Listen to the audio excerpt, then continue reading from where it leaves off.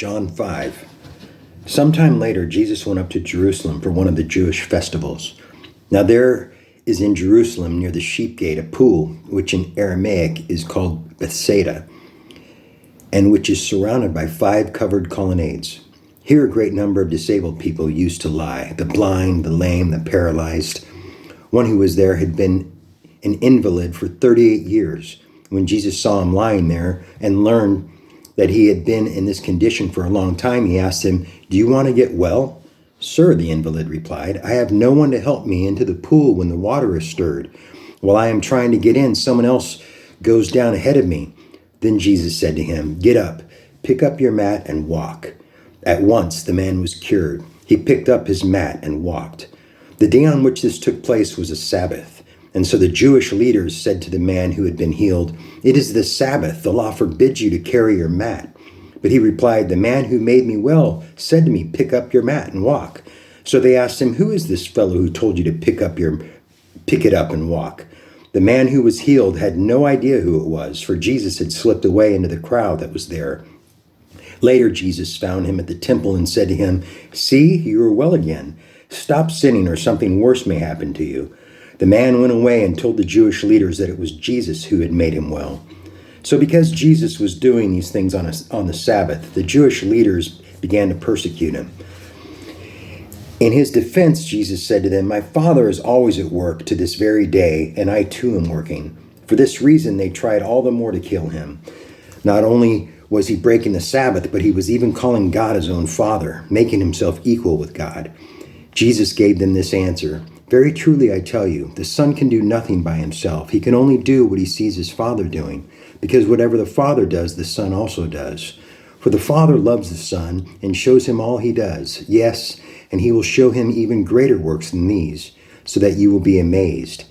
For just as the Father raises the dead and gives them life, even so the Son gives life to whom he is pleased to give it.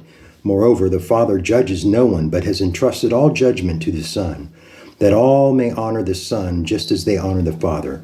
Whoever does not honor the Son does not honor the Father who sent him. Very truly I tell you, whoever hears my words and believes him who sent me has eternal life and will not be judged, but has crossed over from death to life. Very truly I tell you, a time is coming and now has come when the dead will hear the voice of the Son of God, and those who hear will live. For as the Father has life in himself, so he has granted the Son also to have life in himself, and he has given him authority to judge because he is the Son of Man. Do not be amazed at this, for a time is coming when all who are in their graves will hear his voice and come out. Those who have done what is good will rise to live, and those who have done what is evil will rise to be condemned. By myself I can do nothing. I judge only as I hear, and my judgment is just, for I seek not to please myself, but him who sent me. If I testify about myself, my testimony is not true. There is another who testifies in my favor, and I know that his testimony about me is true. You have sent to John, and he has testified to the truth. Not that I accept human testimony, but I mention it that you may be saved. John was a lamp that burned and gave light, and you chose for a time to enjoy his light. I have testimony weightier than that of John, for the works that the Father has given me to finish, the very works that I am doing, testify that the Father has sent me. And the Father who sent me has himself testified concerning me. You have never heard his voice, nor seen his form, nor does his word dwell in you, for you do not believe the one he sent. You study the scriptures diligently because you think that in them you have eternal life. These are the very scriptures that testify about me, yet you refuse to come to me to have life. I do not accept glory from human beings, but I know you. I know that you do not have the love of God in your hearts. I have come in my Father's name, and you do not accept me. But if someone else comes in his own name, you will accept him. How can you believe, since you accept glory from one another, but do not seek the glory that comes from the only God?